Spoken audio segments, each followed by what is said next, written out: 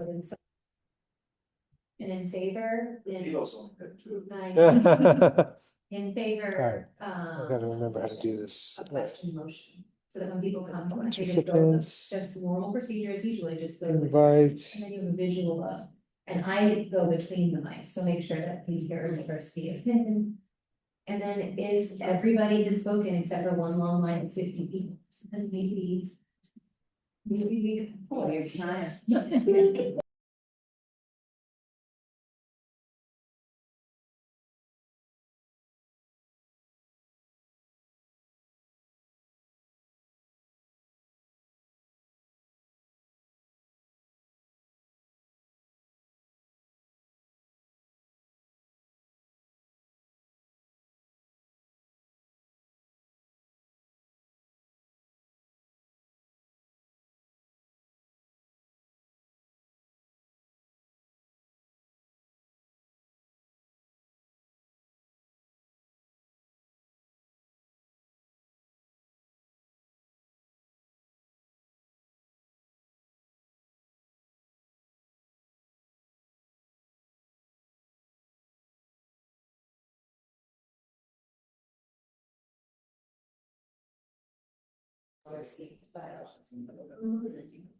I am so.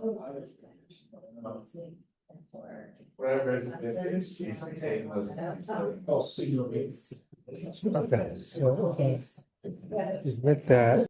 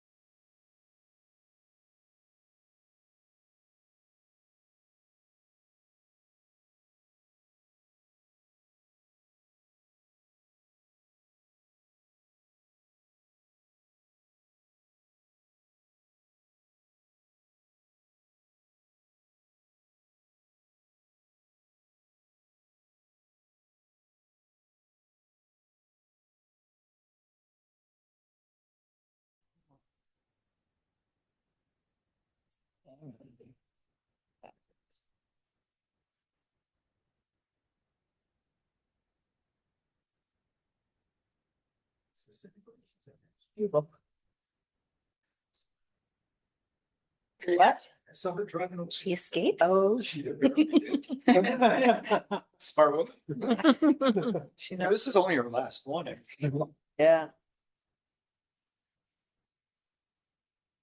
Hey, Molly. Hey. Hey.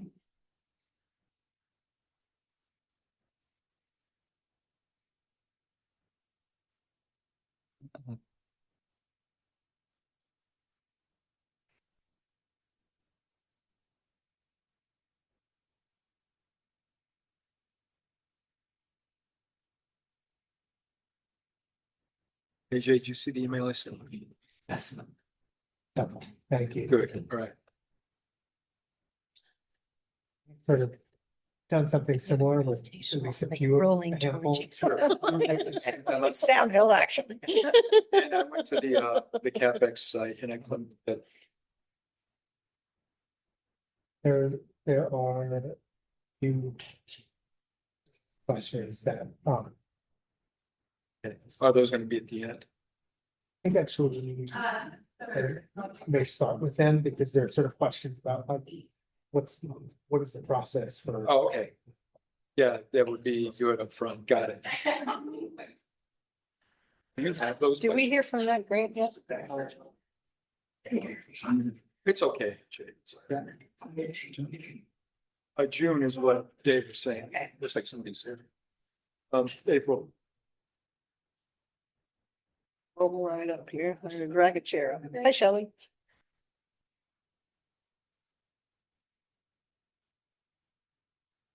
Jim, if you want a rolly chair, you can have mine. I don't. I'll be okay with this. Are you sure? It's gonna be a half hour. Like, I know. something I had to do flat out of it. I'm not kidding. If you want to, I'm going to. Okay.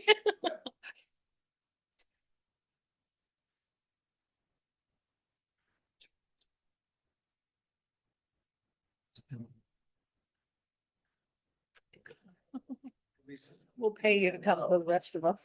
Welcome. Send it back.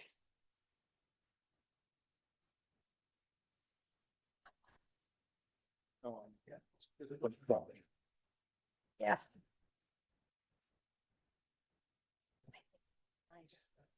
So do I have substance?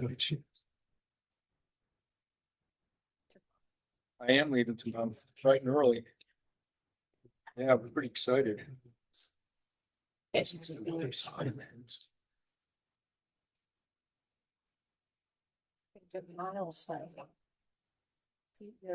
Oh, I haven't been able to, I just moved my mother, I've been. My device, I rode yesterday. And that's the first time in like 10 days. Oh, it's good. She's okay. It's a lot of work. Sorry, thank you. It is. My back is suffering, but my mother's happy. She's gonna be happy. It took a while to get her to do it, but she finally. Oh, that's. I put a good chip on that too.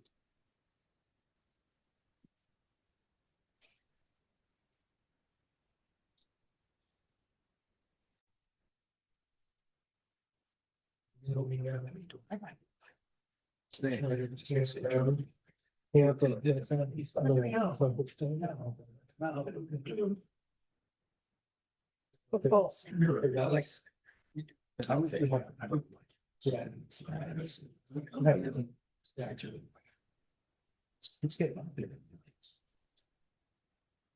Yeah.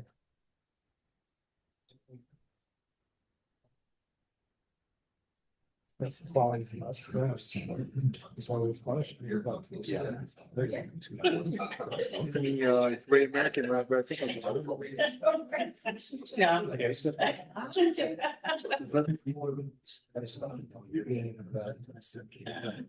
That wasn't a good song. Yeah, they have to. No, it's fine. But never, yeah, I'm set for me. never comes off well. It's nice. Yeah, so yeah, so there's a lot. Yeah. I'm sorry, my tooth. Yeah. Well, looking good. Yeah. We posted for town meeting. Posted on my town gov, The FinCom is, they weren't earlier. not FinCom. I don't know about FinCom. Select board is posted for a meeting. And there's FinCom Yes. too. From town meeting. Need to do that, huh? We just don't talk to each other. No, I know, I did that. I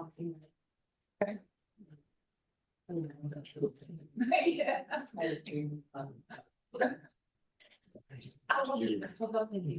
Yes. Correct, yeah. Yeah, yeah.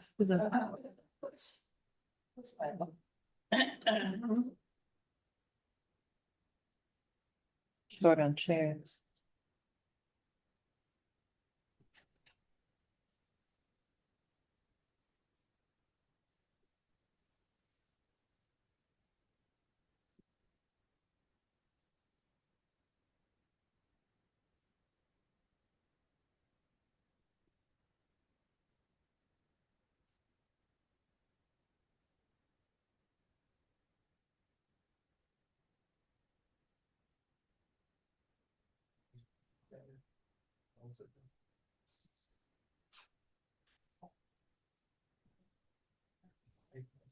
This is the same one, right? It's the same. I still.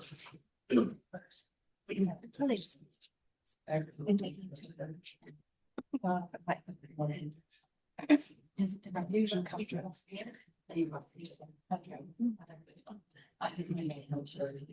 Okay. I think it's.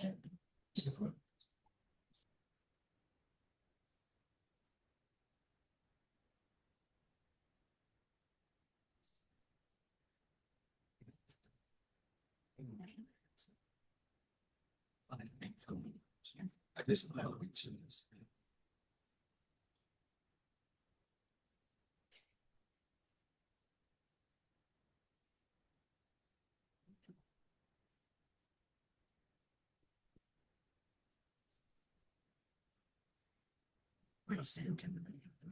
This is the first.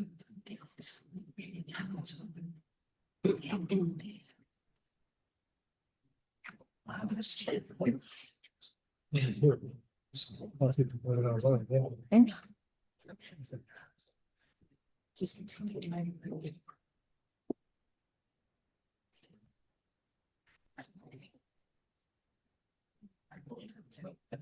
How much? Yes.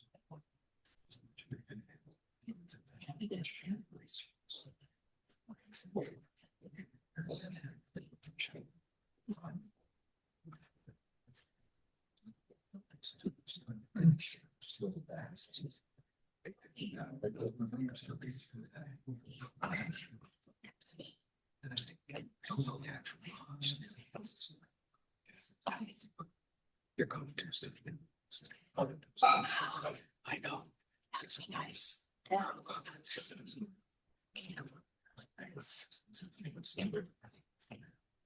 What do you guys say?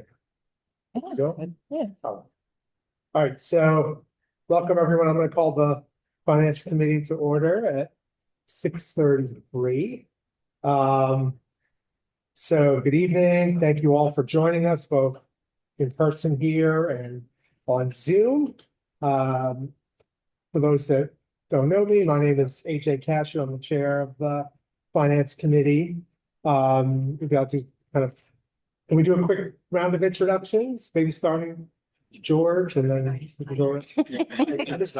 George Avanitis, member Finance Committee of Pelham Hill Road, Shutesbury. April Stein, member of the Finance Committee Personnel Board as well. Susie Mosier, FinCom and the school SES liaison. Harrington Pangala, the town moderator and Lost Fundraiser. Lost, I can count. Jim Walton's been come. Laura Soito, FinCom and Capital Planning. I'm Haley, I'm the town administrator. We can be on a first name basis. We really appreciate everyone taking the time to participate in this budget information session ahead of Saturday's annual town meeting. Just wanted to say a few things. Purpose of the meeting tonight, I think, is pretty straightforward. We thought we started doing this at least maybe it's our third or fourth year or something like that. And I think it's really hard to have a comprehensive discussion about the budget on the day of annual town meeting. It's such a packed agenda. There's a lot to get through. And so at some point in time, maybe it was 4 or so years ago, we had the idea of having these information sessions. And I think we've always done them the Thursday before annual town meeting. And it's really a way for you to both maybe better understand the proposed budget that we're going to be discussing and ultimately voting on Saturday. But maybe most importantly, it's an opportunity for you to ask questions and have those questions addressed by various members of the Finance Committee and other participants here tonight who may have responses to some questions. This is not a budget hearing. This is an information session. We're not taking any votes or doing any of that kind of business tonight. It's really, the goal is to share information, and this is all in the interest of transparency and sort of public education and ensuring that our residents are as informed as possible before we make decisions as a community on Saturday. So a word about the structure of the meeting. We're going to do kind of a brief presentation on the kind of an overview of the budget that where you're going to hear from several members of the committee. it may feel a little clunky, but I think it's important that you hear from several members of the group. Because this is very much the budget is very much the product of a lot of teamwork and collaboration over the course of the year. We'll then follow that presentation with an opportunity to respond to your questions. I know there were a lot of questions submitted in advance. I really appreciate you taking the time to do that. Nettie, our town moderator, has graciously offered to help kind of facilitate the Q&A portion of the meeting. And then, with time permitting, if there are sort of more spontaneous kinds of questions that you might have, we'll spend some time on those at the back end of the meeting. Okay, so I think as many residents know, this has been an especially challenging budget year, not just in Shutesbury, but across the region. We're going to talk about that and talk about those challenges very openly and transparently during our presentation. But I think before we dive in, I thought it would be helpful just to say a few things about how the Finance Committee does its work. And I did want to sort of highlight a few important steps that we took this year, I think, to strengthen our process as a committee that I feel really grateful that we did and proud of, and I want you all to be aware of those steps that we've invested time in this year. So really briefly, we begin the budget process basically in October by sharing a budget request letter with each department that I think went out in early November or late October, somewhere around that time frame. And that letter basically communicated some of the background, some of the challenges that we're as a region, as a state, we're dealing with, and asked department heads to prepare a budget that would essentially spell out the expenses that would be required to maintain services at service levels that were in place this current fiscal year that we're operating in. But it also signaled that letter that, they should begin thinking about potential areas to sort of to save because of the challenges and the constraints on the budget that we knew were going to be we were going to be having to manage. From December through February, we met with department heads to review their proposed budgets. Those meetings gave department heads an opportunity to explain kind of major changes, increases or decreases in line items and kind of give some context for why they were proposing those changes. And also gave members of the committee an opportunity to ask questions, clarifying questions to better understand the operational needs and constraints that our departments are dealing with. We then spend, essentially the month of March preparing the budget that you all have now seen and will be ultimately voting on Saturday. I just want to highlight a few of the kind of new sort of wrinkles in our process that we introduced this year that I think all, I'm going to talk about three of them, and I think they all were successful. So firstly, we developed a more intentional onboarding process for new FinCom members, which I think was particularly important this year because we had 3 new members, 2 brand new to the FinCom and 1 returning to the FinCom and haven't been off for several years.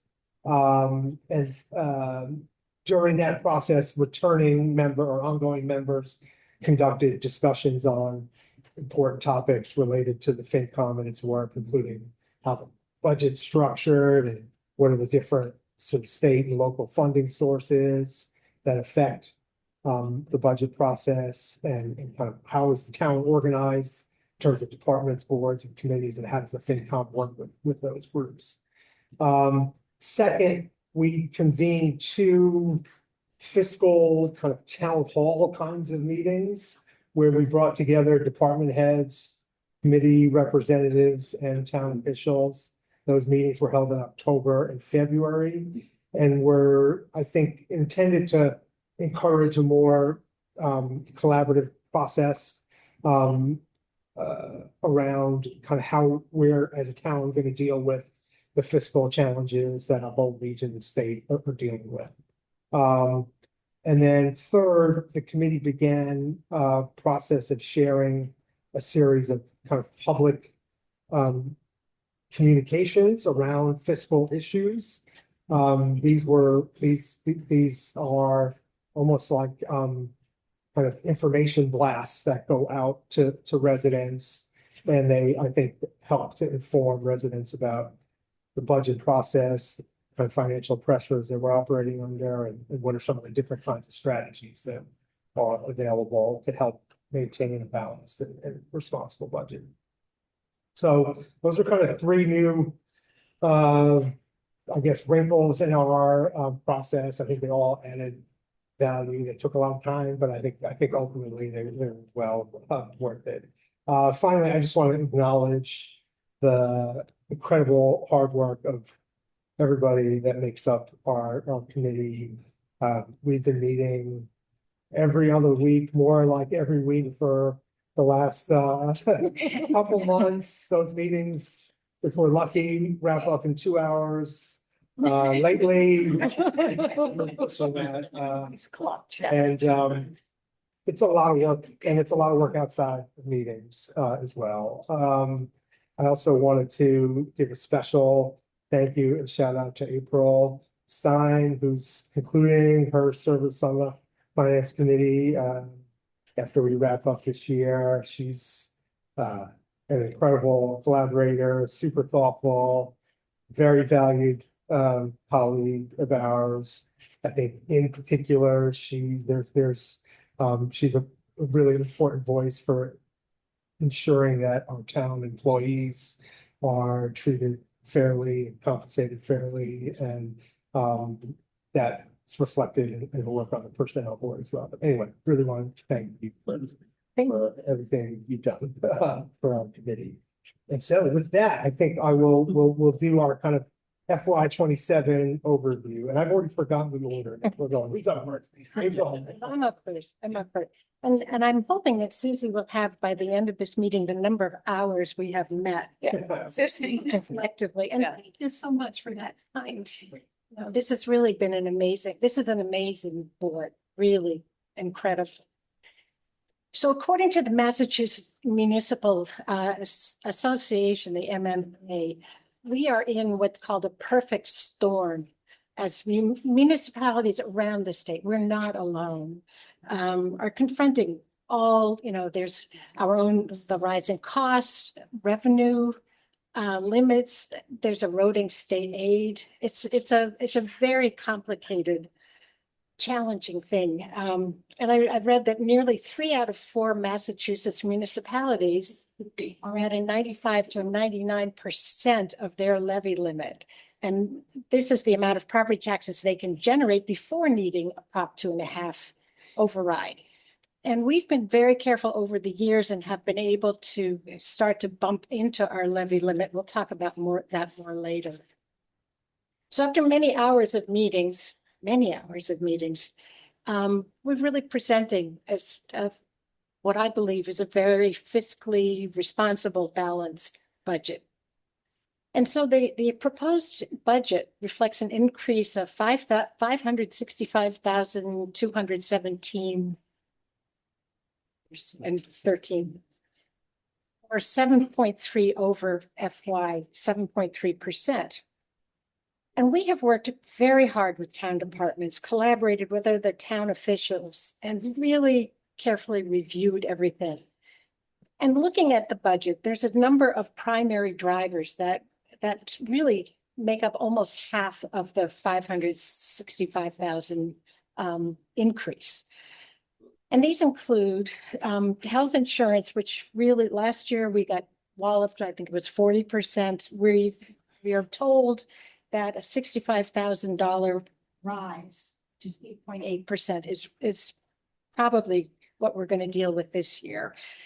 In debt service, the first payment on the new library loan is $121,000.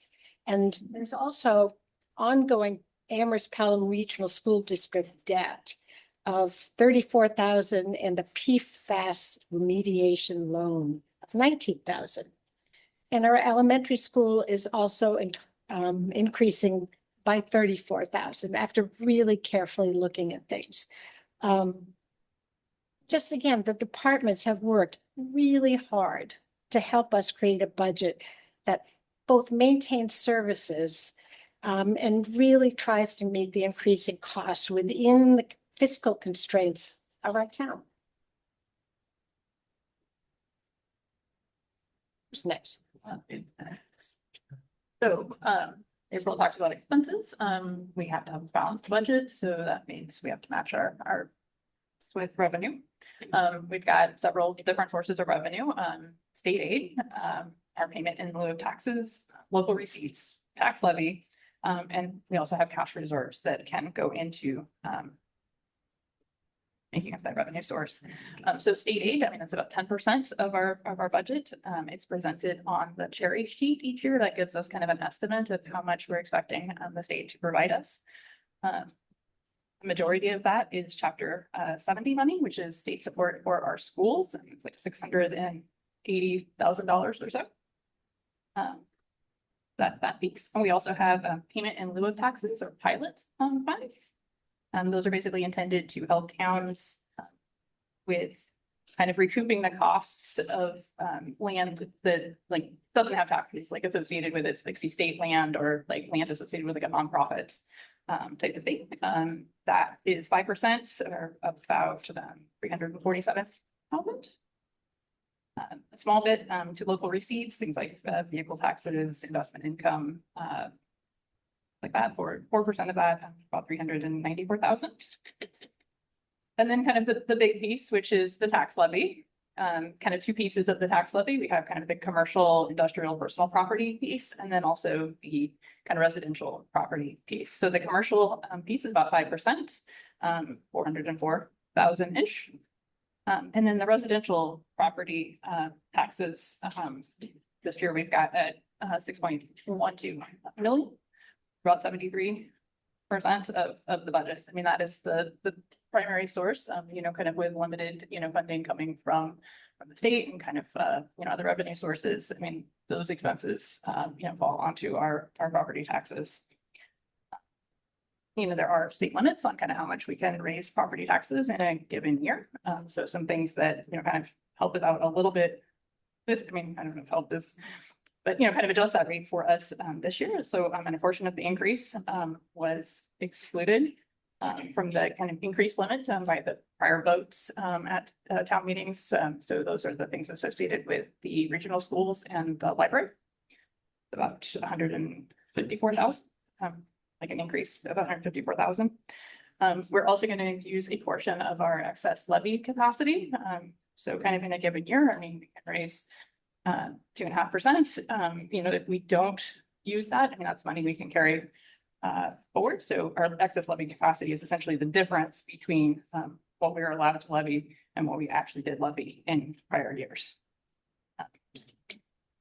You can see kind of in that last page of our report, just kind of we've had relatively low increases, kind of in past years. Last year was higher, and definitely this year is higher as well. We recognize, that large tax rate increases can be challenging for people to cover. So one of the things that we are doing in this budget is using cash reserves. We're budgeting between 208,000 or so with that 2.5%. This will cover kind of easing of some of our large cost items. So healthcare, what we did last year, as well as kind of covering one-time expenses, such as our capital requests, and then some costs that we anticipate will be reimbursed, such as some of the costs associated with the school and veteran benefits. I think the excess levy capacity and the reserves, those are short-term solutions. So we also have to, kind of think about what some of our longer-term approaches will be. Right, my turn. All right. As April stated, the Mass Municipal Association released their report calling this historic fiscal pressures that we're currently dealing with all across the state. Those factors are the inflation, the decreasing state aid, the slowed economic growth, and shifting costs onto local towns and taxpayers. The inflation rate has been increasing at more than 3% a year since COVID started. And adjusted for inflation, the annual municipal budgets in Massachusetts have only increased about 0.6%, well below the national average. So this is not about excessive spending in Massachusetts. It's about the problems we're facing are revenue and cost driven. The unrestricted state aid has fallen by 25% when adjusted for inflation in Massachusetts. This puts Massachusetts at 37th in the nation for state aid support. In education funding, Massachusetts is 5% below the national average for education funding. State education aid has decreased even further in rural communities like Shutesbury because school aid formulas are primarily based on population, which is falling faster in rural communities.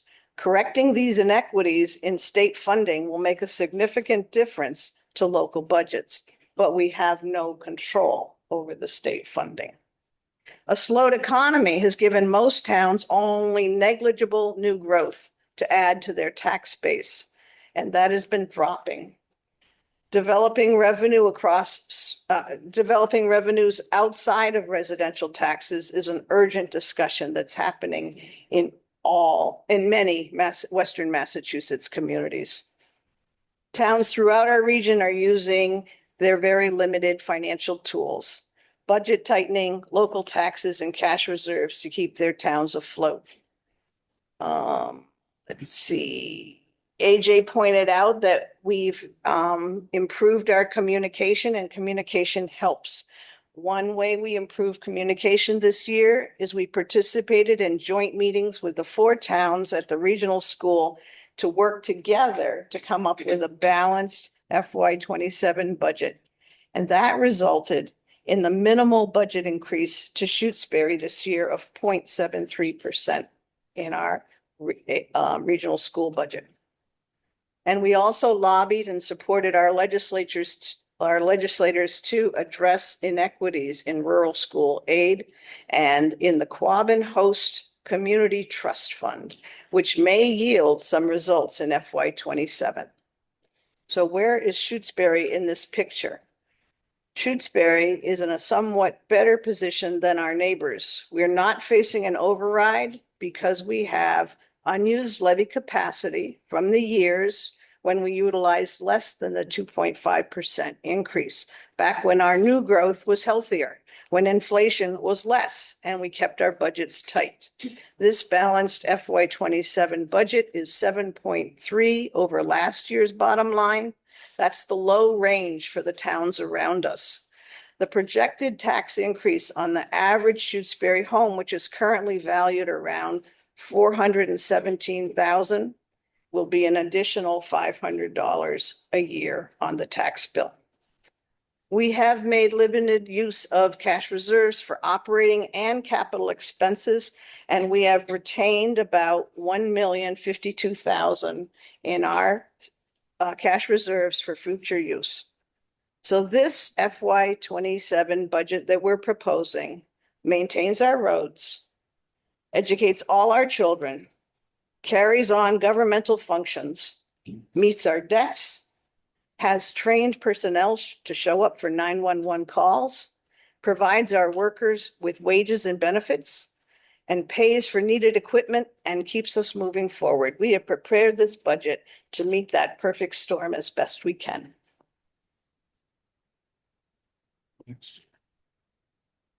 Yeah, as Susie alluded to a little bit, the 2.5, Prop 2.5, and us being able to build a cushion over some time with Proposition 2.5, which gives us some room, some cushion on our excess levy capacity. We need to give a big shout out to the budget approach that I said, town manager and the department heads had to come up with over a number of years, to provide disciplined budgets over a number of years. This didn't just happen overnight. This took numbers of years to get us to a position today to be capable of handling the situation we're today that others before me have described.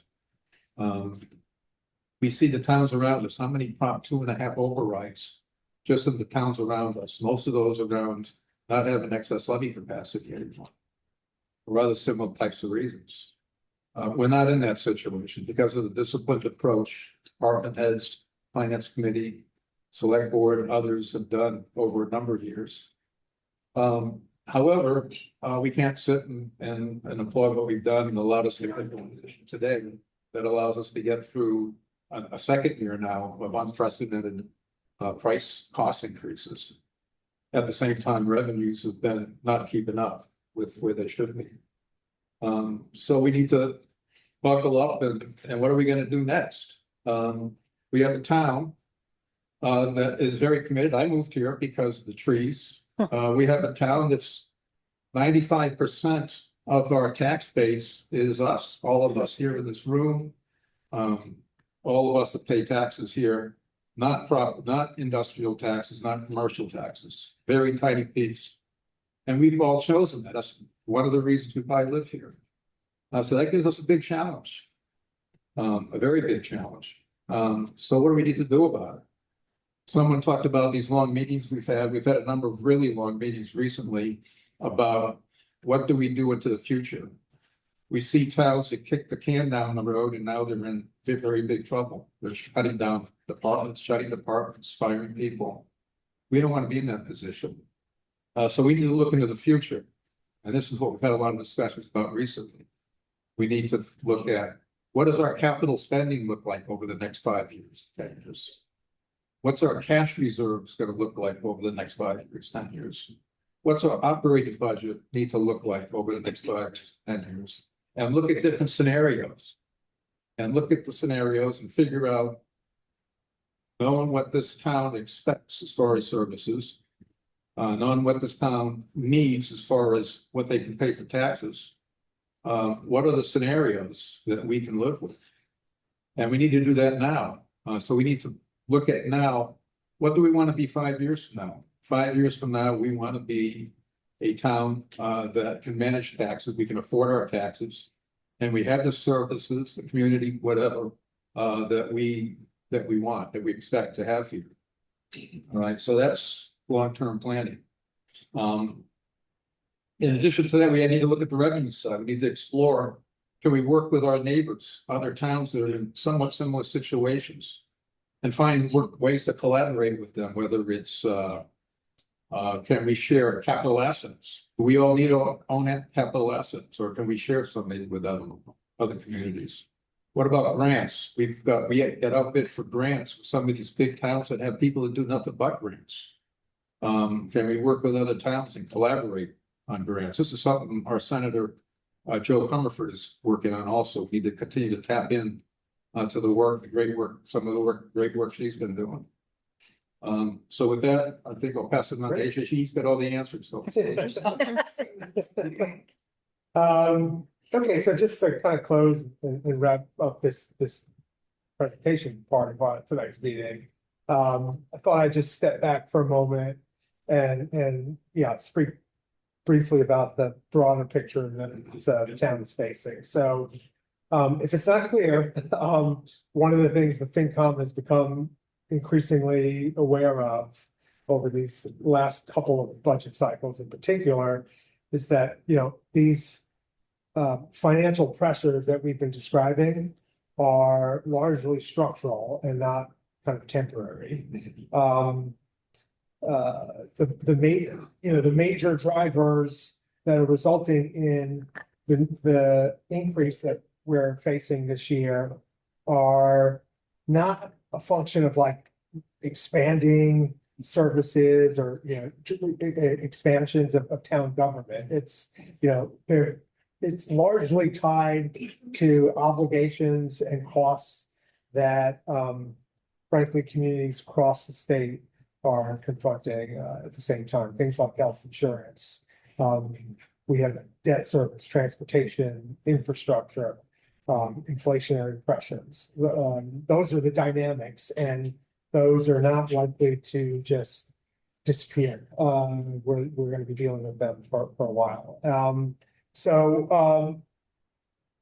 We think it's important, given that context, we think it's important for the town to begin a thoughtful and community-wide conversation about long-term fiscal sustainability and economic development. So that does not mean abandoning the values that define Shutesbury. It doesn't mean pursuing growth at any cost. But it does mean asking questions about whether there are responsible and carefully considered ways to broaden the town's tax base over time, so that the financial pressures that you're describing don't continue to fall almost entirely on residential and taxpayers. So we believe the town should continue to explore opportunities for regional collaboration where those opportunities exist. And ultimately take a more, I would say, describe it as a more proactive approach to identifying potential sources of economic development in the town. So it's not a conversation that's always happening in response to some plan or some opportunity that comes to the town, but rather let's take the opportunity to think proactively about, are there opportunities to expand commercial investment in our town. So I think that those are kind of the key points, the sort of big picture points that we wanted to make sure got conveyed tonight. And I think at this point, I'll hand it over to you, Nettie, and we can do some Q&A. Thank you very much. Yeah. I wanted to say a huge thanks first to the Finance Committee. This is obviously a really hard job in the easiest of circumstances, and we are not in the easiest of circumstances. And I'm hearing news, as you said, from towns all around us talking about their Proposition 2.5 overrides. And I, for one, am feeling really thankful that we're not in that position, and I know it's duty of work. So thank you. And I also want to thank everybody for their incredibly thoughtful questions. Just so you know, so I've been collecting them for the last week. I have been sending them along to the Finance Committee and to Haley all along. So everyone's questions were heard by the Finance Committee and by Haley. You just answered so many questions right now, so I'm hoping not to repeat anything. But I do think that there are some things that'll be good to just have a really pointed, like, this is your very explicit answer to that one question. So I'll try to be really thoughtful about that and make sure that we're not adding too much repetition. But one person emailed with questions about the process of creating a budget, which I think you did very thoroughly just here. And then another person emailed and introduced the idea of reducing or eliminating many town departments and positions. So based on these questions, I think it would be helpful for people to hear, yes, we have heard a lot about what the budget process is, but how the amounts and the line items are established, what role the public can play in the budget making process, and at what points in the process they can give feedback on line items. Maybe I can get it started, but others should feel free to chime in. So those quantities that you see in the budget are obviously not like just don't come out of thin air, right? They are based on the actual costs of operating departments, which obviously have, personnel costs. Some of those personnel costs are negotiated through a contract process. So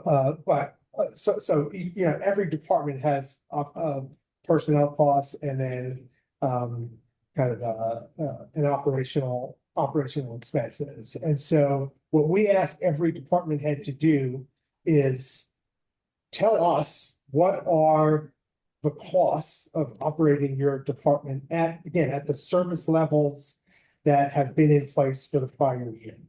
Let me be clear about this. There is an assumption that we're making when the town overwhelmingly approves the budget in the prior fiscal year, right? There's an assumption that implicit in that is a consensus among town residents that those expenses and those services that are behind that operations, that budget are designed and relied upon by the town, right?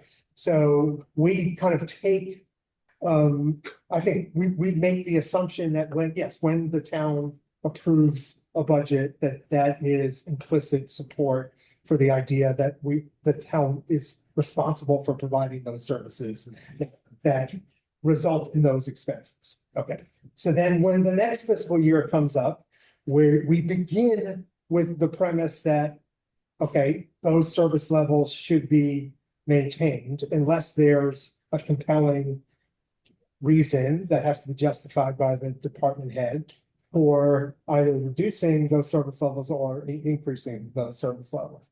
I think it's fair to say that in this budget that is being proposed here, there are no instances, any department proposing to increase or expand services, right? And I would say, there's probably one department that comes to mind where there's a significant increase in the proposed expenses, and that's the highway department, and that's because we have had several years in a row now, largely as a function of inflation. There are a lot of materials that have to be purchased by the highway department to clear our roads and do their work. And what we've observed over several years in a row now is that the amounts that we've been budgeting for those costs in previous years have not been sufficient. And every year we're going way over budget by a significant margin. And so we had to kind of sort of level set some of the expense lines in that budget. That's not an expansion. The highway department won't be expanding the services that it provides. We're simply making sure that the current status quo is appropriately funded through that budget. So, anything else folks want to add to that, Susie? I want to say that in looking through our budget and talking to our departments, I would love to build in a maintenance factor for every department, especially if they're equipment heavy. I would love to build in an inflation marker for every department because the inflation rate is clearly oppressing our budgets, but we have not been able to take that step. These are very hard times, and we have, when we responded to the highway department, the fact that we've underfunded them repeatedly, it doesn't work to anybody's advantage to keep doing it. So we've looked at some of their specific costs, like salt went way up. The cost to get the lines painted on the roads went way up. When we know that there's a specific cost, we've increased budgets when needed. But overall, we are not at the place where we can have an inflation factor built into these budgets. And yet their budgets are inflating. So that means those departments are working with less in many areas. They are tightening down. And at some point, you can imagine that pops open. Then we can't do that. And you. I think somewhere in there, I think they asked about other people, town people that are part of the committee. Yes. How do they, And they, and there is every finance committee meeting, there's lots of them, as you said earlier. There's at least 2 days notice, and it's all listed on the calendar on the Shutesbury website with an agenda. Like I say, at least two days in advance, so people can go look in there and see, is this something I want to be part of? Or else they can come to a meeting and there's an opportunity during a meeting to for people to come up with their own concerns and topics. So there's a couple of different ways to get involved with the finance committee process for anybody in town. So Yeah, and just on that point, like, we don't have like a public comment portion of our agenda. So like, we allow people who are members of the public who are attending our meetings to ask questions, you know, sort of organically as they come up. Sorry.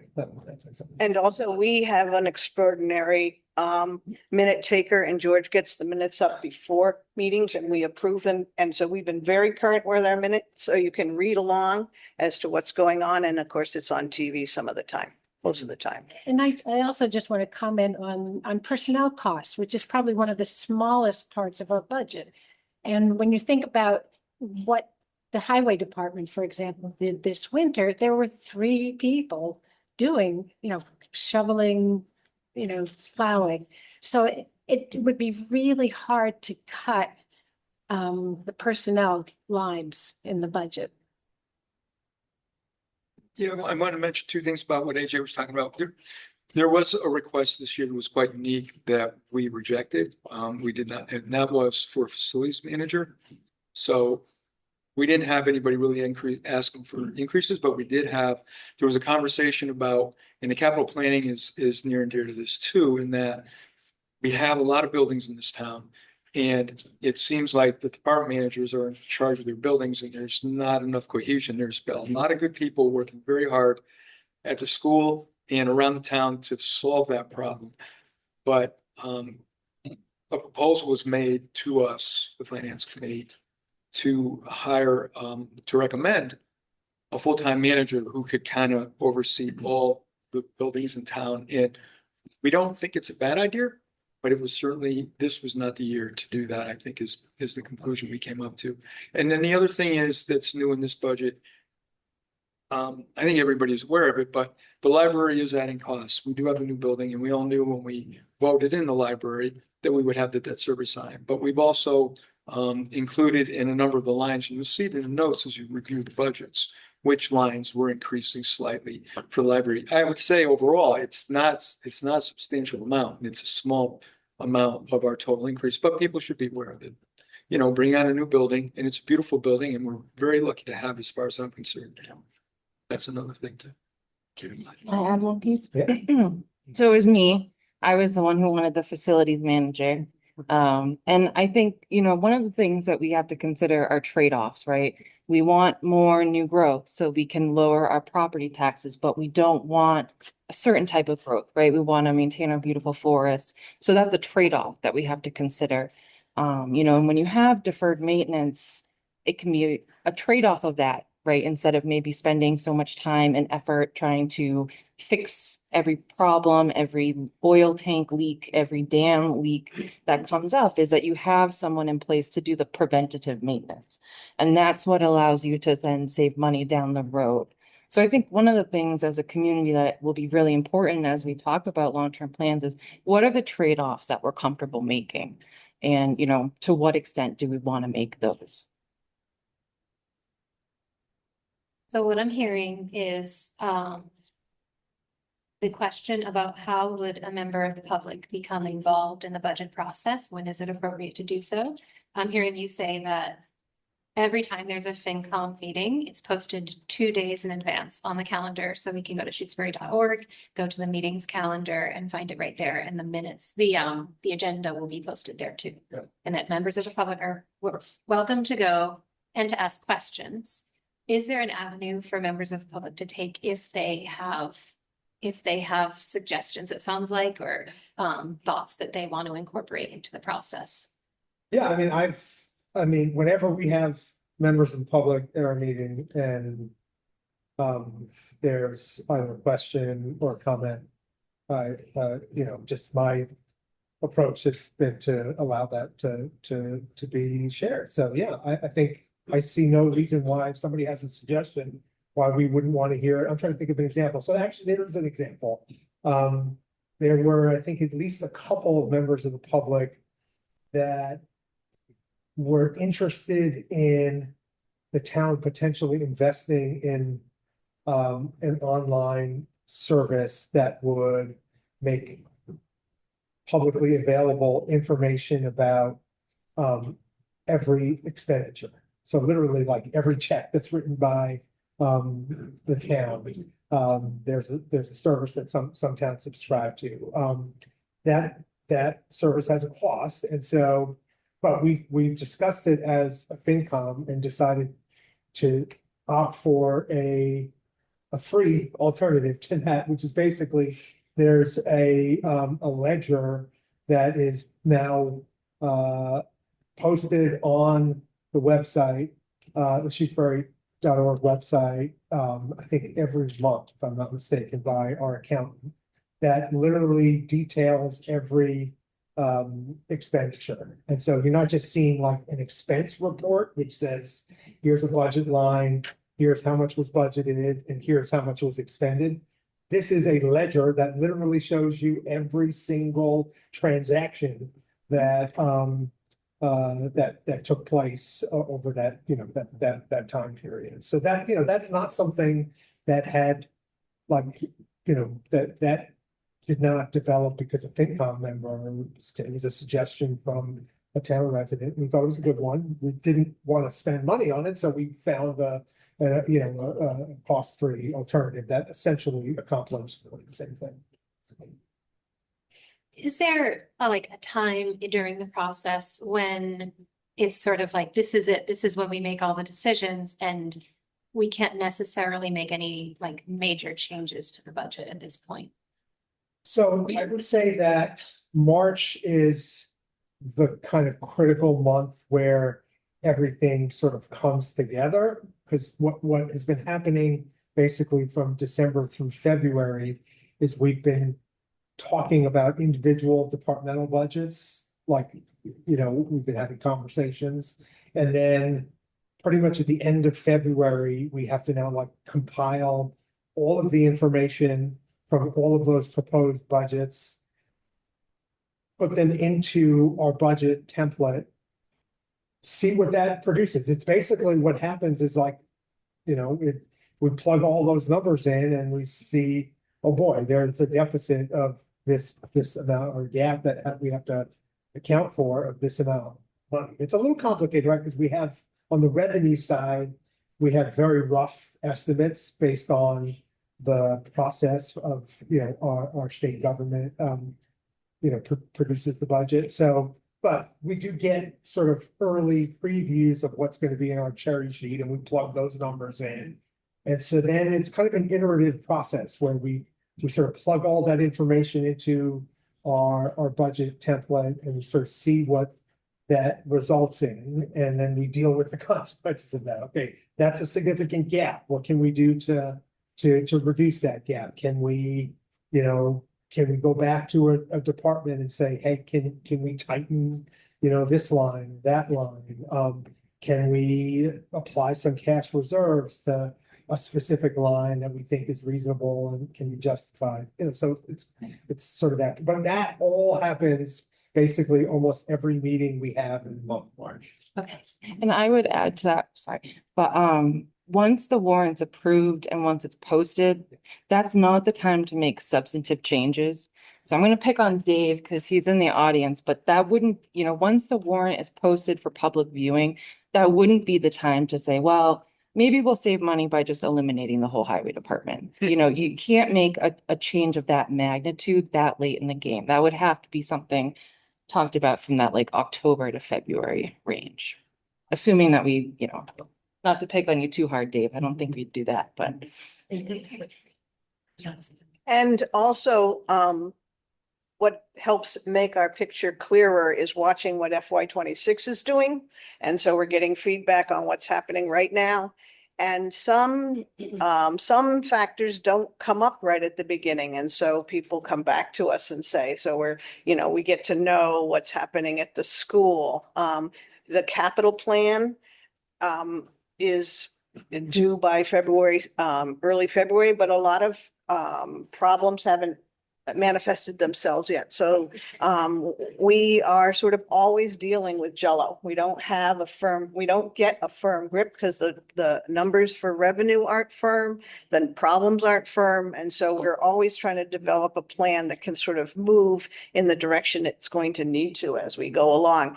For that reason, reading the minutes that is why we did the three, November, December, and January. We did a letter to tell the people where we're at and to talk about the pieces we were working on. And so people can tune into what we send out and get back to us about what issues they have or concerns they have.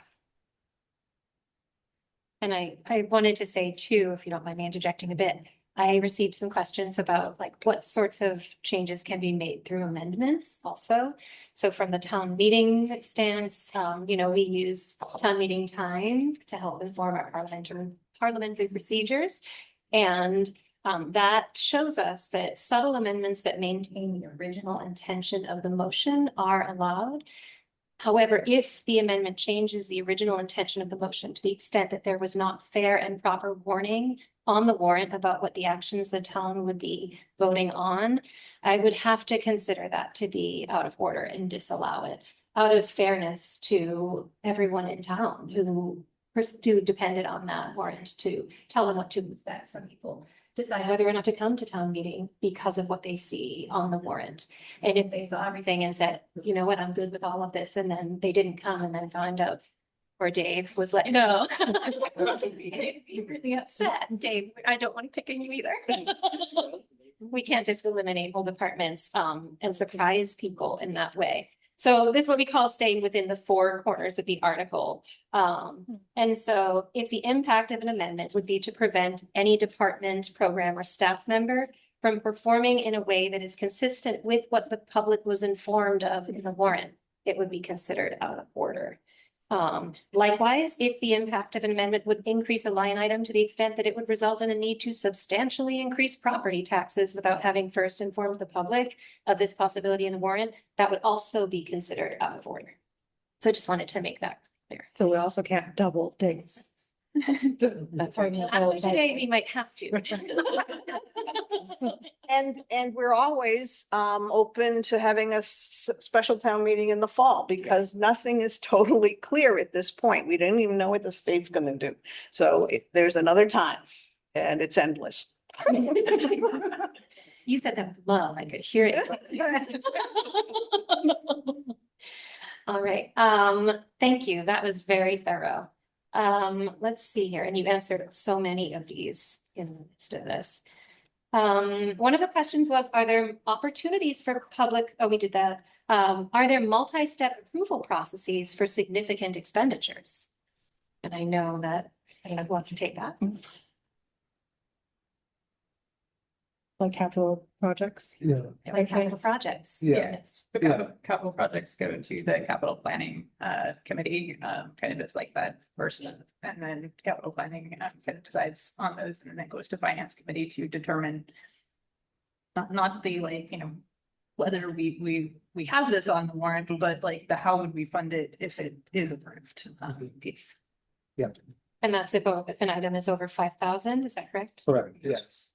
And then from there, the finance committee will review the warrant, will make a recommendation whether to fund to recommend the purchase of that. Well, actually, the capital planning committee, I'm sorry, they decide what will be purchased. The finance committee's responsibility is to fund it. And so those are two steps. And then on town floor, there's a warrant article to fund each of those requests. That's the third step. And if the finance committee decides that something is so large or will be around for so long, like a library, that it needs to be funded through a debt exclusion override, then that will also require a ballot vote, a 2/3 vote. 2/3 of the community would have to, 2/3 of the voters would have to approve that. And that's typically, a debt exclusion is typically for much larger items where the debt service would be so great it would bust the budget. And the life of the asset, like a library, is going to be much greater than, it's going to be a longer term, typically much longer than 10 years. Maddie, there's a hand in the virtual room. I don't know if you want to. those. I was going to ask these Okay. questions first and then, is that feel Yeah. okay? Yeah. Thank you, Mary Lou, we see you. You are not forgotten. So we have some specific line item questions here. One is, please have the finance committee explain line 14 on the revenue handout, assess levy capacity. What is it? And how was the amount of 547,048 calculated? George, how do you feel about taking this one? So, That's fine. no, I will. With describing, I just want to be. 14. Yeah, about, So what is levy capacity? right, what is it and how do we arrive at that specific? That's not what. budget? Okay, sure. Yeah, so I hope everybody has the revenue page. So you've heard how we develop the budget and we come up with a budget, we have a bottom line and we have to fund it. And so talking about all those revenue challenges that we had and all the unknowns during the months of February, March, April, and May, we try to estimate what our revenues will be. So we start, if you look at the revenue page, you start at the bottom. That's typically what we do. And we know that we want that bottom line to equal the budget. And then we look at and then if you move up to line 63, we know that we collect $10,000 a year roughly from this particular program. It's a pretty small amount. And then we move up, and then line 60 is, well, I'm going to skip line 60 for now. We go up to line 48 and on 47, excuse me, I'm not doing. So we estimate what our local receipts are, and you can see they're all listed on the left-hand side there, 38 to 47. So once we get that estimate, we get help from other departments, the accountant and the assessor's office.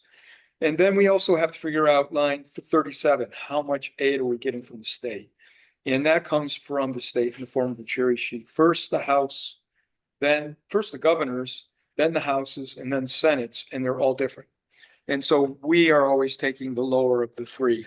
So once we know, I'm going to go back, we got the bottom line and we know how much revenue we're getting from local receipts and state aid. Then we can determine line 19, line 17, the amount that we need to raise from property taxes to complete the funding of the budget. And that's the point where we start talking about using cash and where is cash appropriate based on the policies that we like to follow. Once we do that, then we plug in the cash back in the previous page. I know I'm jumping around.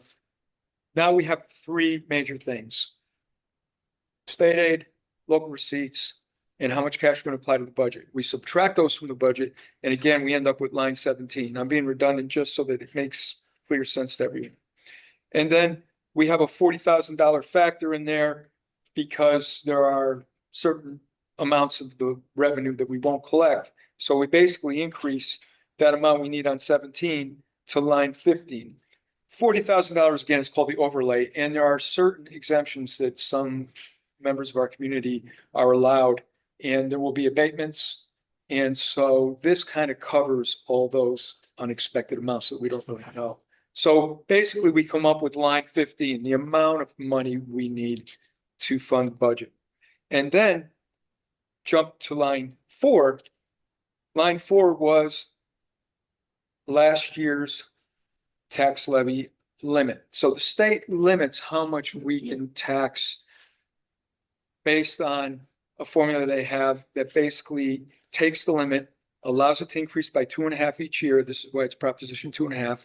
And then any new growth is also added to that. So if you look at lines 4, 5, and 6, you can see that our levy limit at the end of this fiscal year 26 is $6,000,007.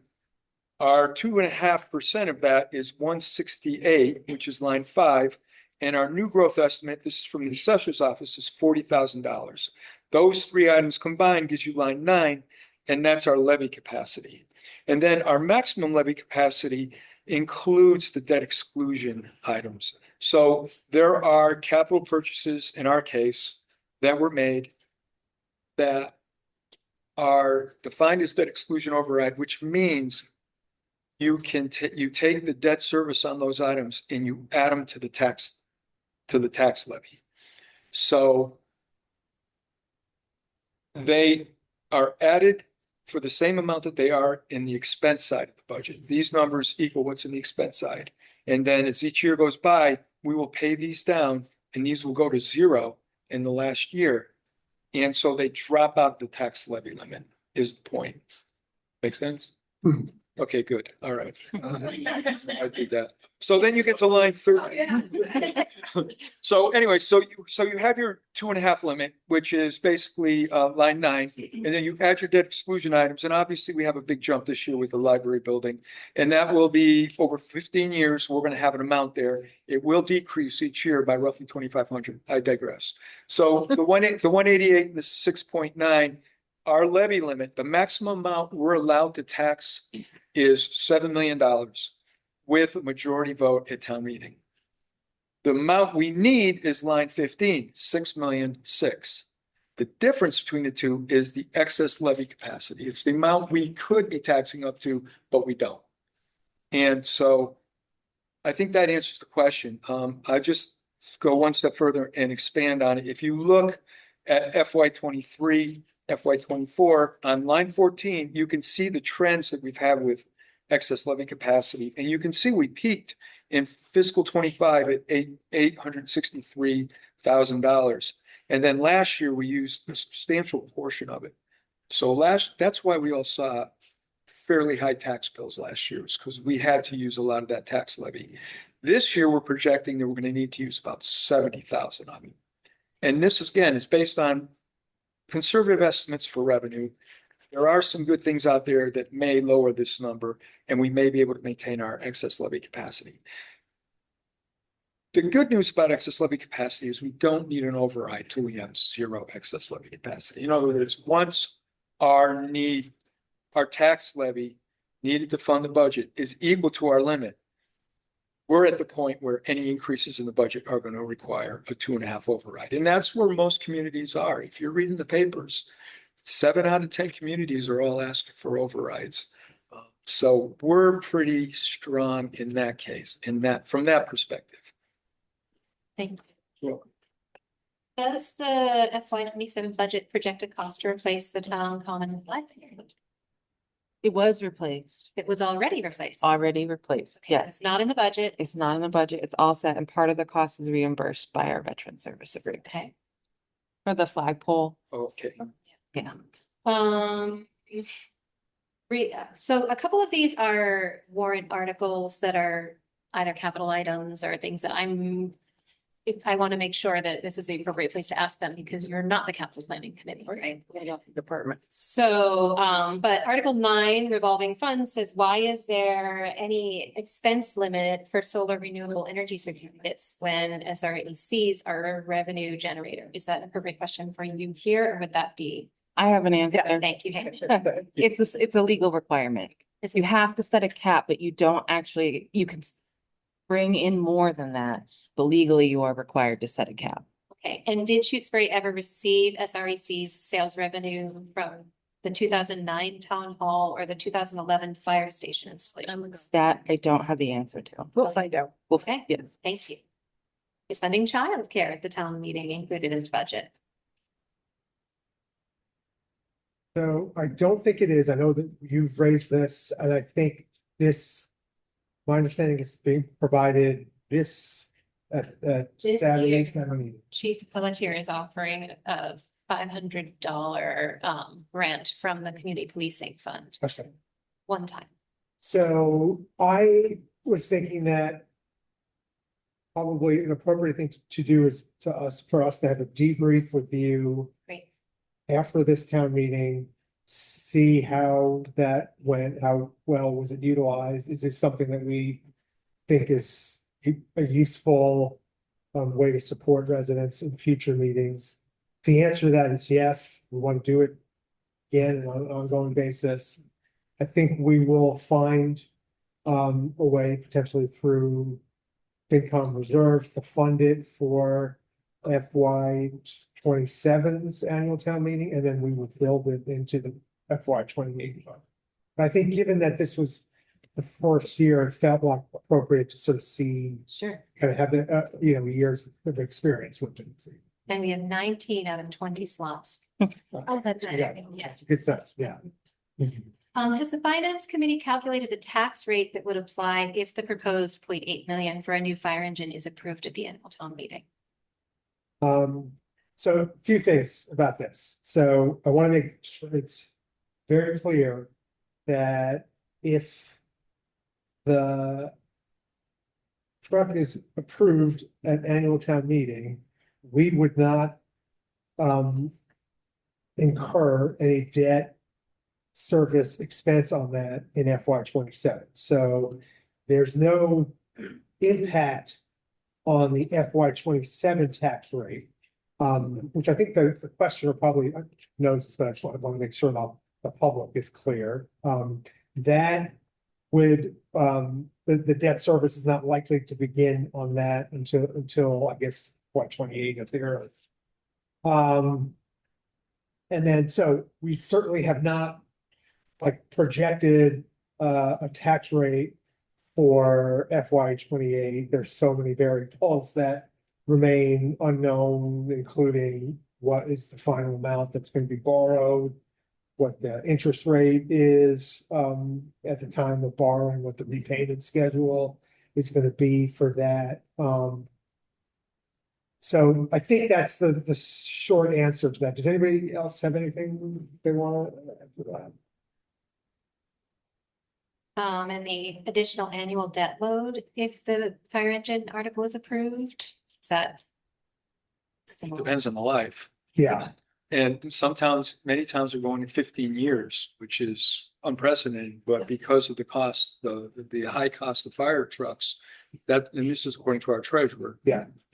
He's finding that a lot of towns are doing that. And so we will have to decide. I would say one thing that pertains not only to this question, but our debt service in general, one of our special projects, we have quite a number of projects that we've created for ourselves.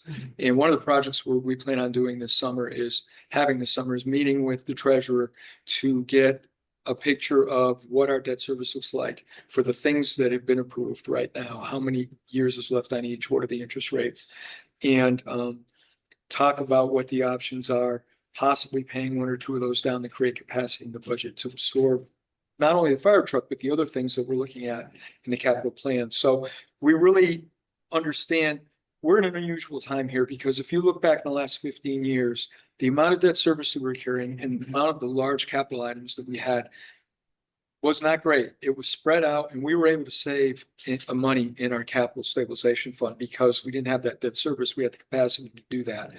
In recent years, we've been using it. The culvert from 3 years ago was a huge hit. The issues we're seeing with the dam is a potential hit, and fire trucks have doubled in cost. The last fire truck we paid $450 for, if I remember correctly, 10 years ago. So, you know, and that's just inflation that we're facing. So we're looking at meeting with the treasurer. So short story long, we're going to learn through those meetings what would be the proper length of time to finance this fire truck if it were approved. And that's really what we're doing, is setting ourselves up for the fire truck, but we also want to set ourselves up for the other things that are behind it. And the other piece of that is to hear again that we don't do this in a vacuum. We're talking to our treasurer, who has really different experiences out there in the banking world. And it was news to us that fire trucks right now, it's likely that it can go for 15-year bond. And he knows that, we don't know that. So we talk with people that can give us good information, and let's hope that information holds. And one thing I didn't say, and that is, we haven't answered the question.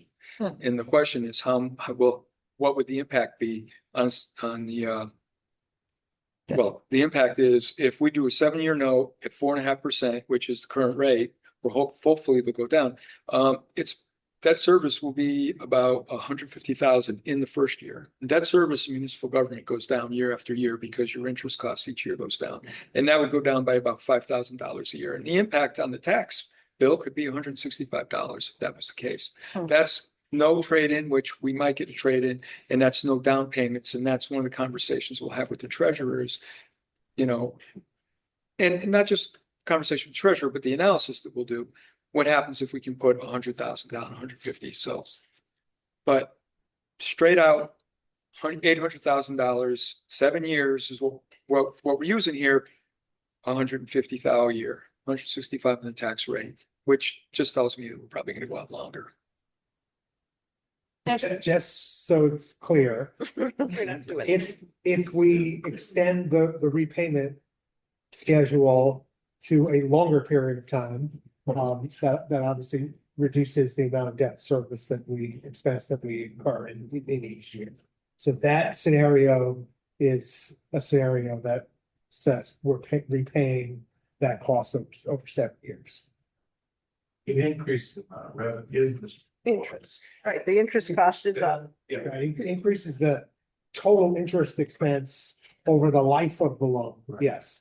But in terms of impact on tax bill in each individual year during that repayment period, it decreases it if we extend that the term. Very similar to. And that's it. 15-year or 30-year loan. Yeah. That's a good point. And a non-financial benefit to a longer term note is that you're spreading it to taxpayers who are going to be moving in the future and benefiting from those purchases. The library is the best example of that. This is a question here that is a very good question. I know that a lot of people are thinking about it. I'm not entirely sure that it's a FinCom question. So, and maybe we should add to this, what office would be the best to answer this? FinCom has stated that it wants a community-wide conversation about economic development, new growth, and new revenue sources. What ideas are you considering that won't entail cutting down forests and interfering with residents' quiet enjoyment of their homes and property? This is not a FinCom job, but if a member of the public wanted to ask this question to an office on our town government. So I can certainly try to add economic developer to my resume, to my job description. But I think, people can always come to me with questions or comments, email, whatever you want to do. My door was closed today, somebody knocked on it, came right in. So it's always open, even if it's physically not. But I would just say for folks who are wondering about that, going back to that trade-off discussion, if we don't want to cut down trees, what do we want to do? And then how do we do the things we want to do? And those are really in-depth things. Those are not things that one person or even a small committee can solve. But certainly you can start by sharing those ideas. And then probably what I'll do is I'll say, select board, we need to do something because I'm getting a lot of people who are saying, well, how are we going to fix this problem in the coming years? And then that would be, then they'll say, Haley, you need to make a charge for a committee. And I'll say, okay. And then we'll go down that process. So yeah, I'm happy to be the point person for that, but that really is something that truly has to be community-wide. And the way that we do that is that we make committees and we do outreach. And I just want to make sure it's clear that our point in raising this as a concern is not to propose any specific development project. That's not our goal. Our goal is to begin a proactive conversation about what kinds of opportunities would be a good fit for But the way it seems to me that the way in which we've tended to have these conversations in recent years is in reaction to a proposal that's coming to our town from some outside source, and then we're having to grapple with, well, what does this mean for our towns? Are we willing to live with the compromises that are implicit in this taking on this opportunity? But we never seem to have the opportunity to have that proactive conversation, which is what are some as we look around similar communities that are seeing economic development in similar kinds of towns, which of those opportunities might be a good fit for us? So that's really the point we're trying to make, is let's actually have a proactive conversation about this. I have some questions about capital items, like the new tractor and the sprayer and things like that, the snow blowers, the curtain mechanism at the school. These are questions that should be brought to town meeting and probably will be answered by people who explain the sponsors of those articles. Is that correct? Yeah, I can do I mean, I brought digitization forward. I mean, I can definitely talk about it now and then, just very quickly, because I know people probably want to have a life for the rest of the night. Yeah. So somebody had said something, the question about, Mateo doing half of the work, and I feel really bad already about the amount of jobs Mateo has picked up over the last couple months. But there's a more pragmatic reason why we can't just assign, our land use clerk to do digitization. So unfortunately, people at home don't get to see this row of filing cabinets and one of approximately equal but slightly smaller size upstairs. And so that's the project we would be doing for a capital expense. And that is truly a good example of a capital project. It's a one-time expense. They come in, they digitize the files, they're ours for life, they're on a thumb drive, and it's a one-time expense. It's not a reoccurring expense. And I think the volume to try to assign that to someone and then have to manage, well, how do we juggle the increase in hours because now they're eligible for benefits when maybe they weren't previously eligible for, it's appropriate to have that be a capital expense. And I think it's probably important to say the question about that says, I understand that more than half of the digitizing job has already been accomplished, and that's not accurate. So there's these, and then there's upstairs in the land use clerk office, and those, he could probably speak better, but that is what has been halfway done, Not the hallway. but not the hallway and not the basement. Go to health and accounting. record. Yeah, and there are also those records in there too. So we have a lot of records just floating around that we'd like to consolidate so that they're there for the future. Mateo just Oh, nice. Sorry, I didn't see that. Yeah, the records that have been digitized are a portion of the Conservation Commission and a portion of the ZBA, but it's certainly not all of them. And in addition to the records that Haley has described, there's quite a bit in Old Town Hall as well, going back well past the record retention schedule. That would be good to keep for historical reasons, but we don't need to keep every piece of paper.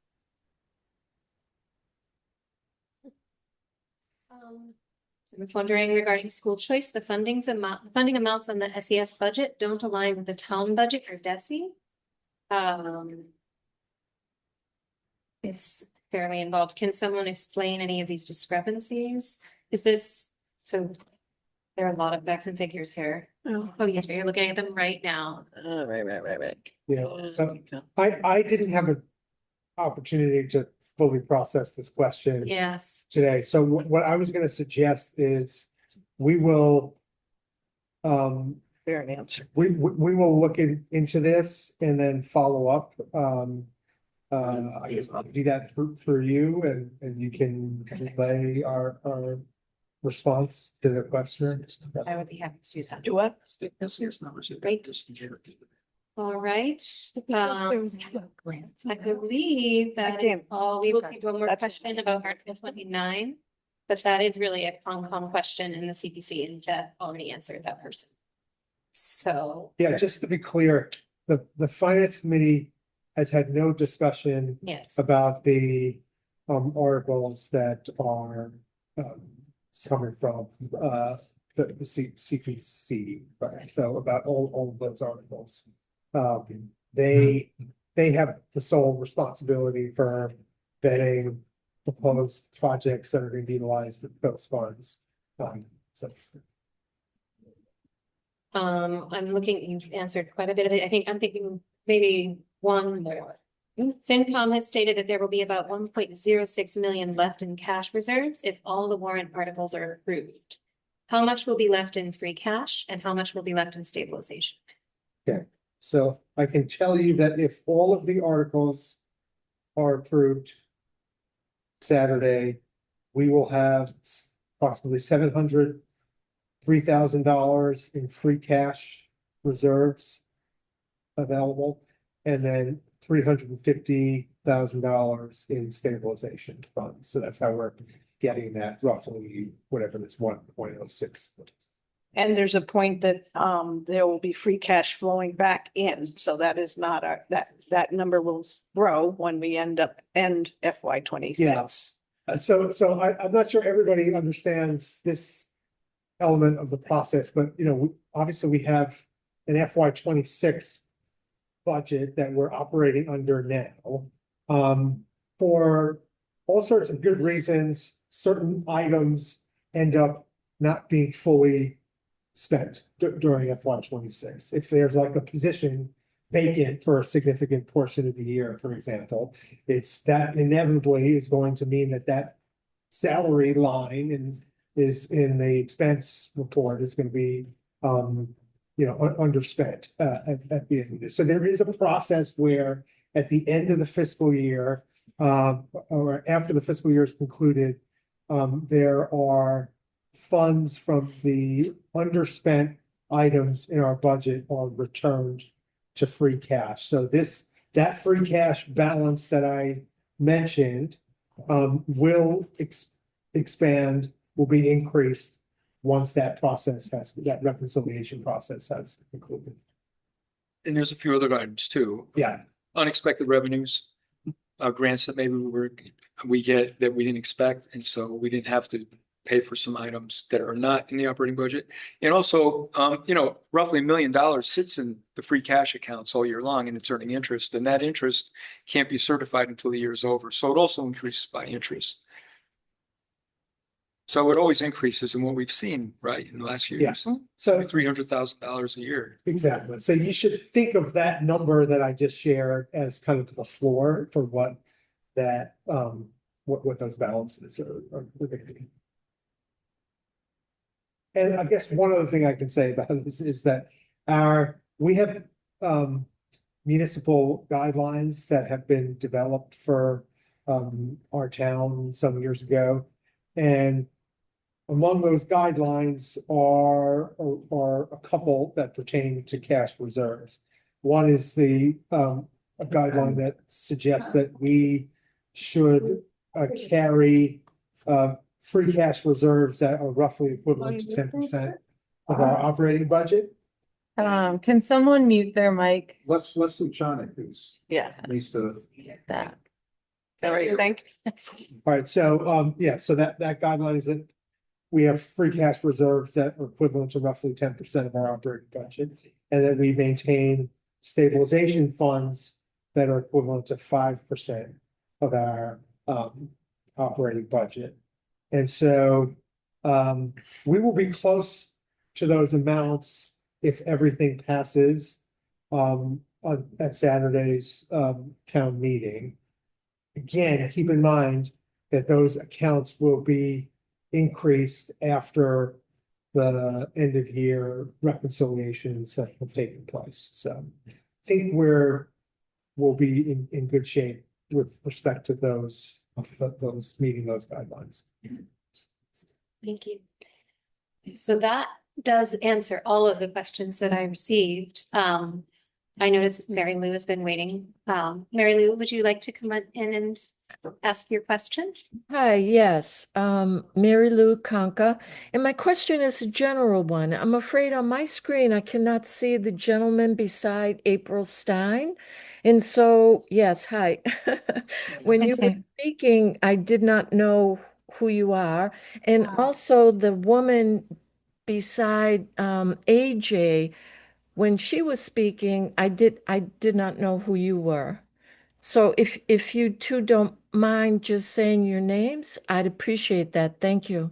Sure. George Overnitis, Palm Hill Road, member of the Finance Committee. And Laura Soito. Finance Committee. Thank you. Okay. Is there anyone here who had any other questions? Just like to mention, one of the new ideas for revenue is, Joe Trump's got a committee going now with Bottom Reservoir where we're gonna try to get the Massachusetts Water Resources Authority to basically cough up money for like what being free pilot money. Because they pay really nothing for all the area towns who really fund the water supply in Boston. I mean, there are water bans out here, people bottom their waters running to feed their lawns. So it's just sort of crazy situation. In any event, I think next year, technically we're gonna get at least $50,000 more than we've already got this year, today. And I think the idea is that eventually that'll be more source of revenue than it is now. So it's significant source of revenue. That's all. But there's a large volume on the ballot for this year about that, just to support that notion. And Erica's been our representative amongst, with that, there's a 11-town group that's been working with our senator, so. Great job. So we've been obviously following this issue and are encouraged to hear recent news about it. But for obvious reasons, we didn't think it was wise for us to count on that. Yes. So that, there are a couple of ways in which our budget situation may improve between now and when the tax rate is actually set. But one of the sort of guiding principles of our work has been to just make kind of more conservative estimates about these things so that any surprises are good surprises, not bad surprises. Well, thank you so much. This has been incredibly informative. I think it's really going to help our town meeting. And I really appreciate everything you do. Right, so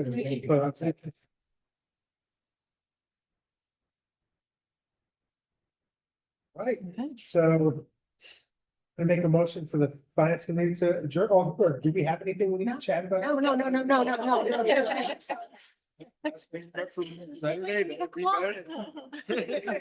All in favor?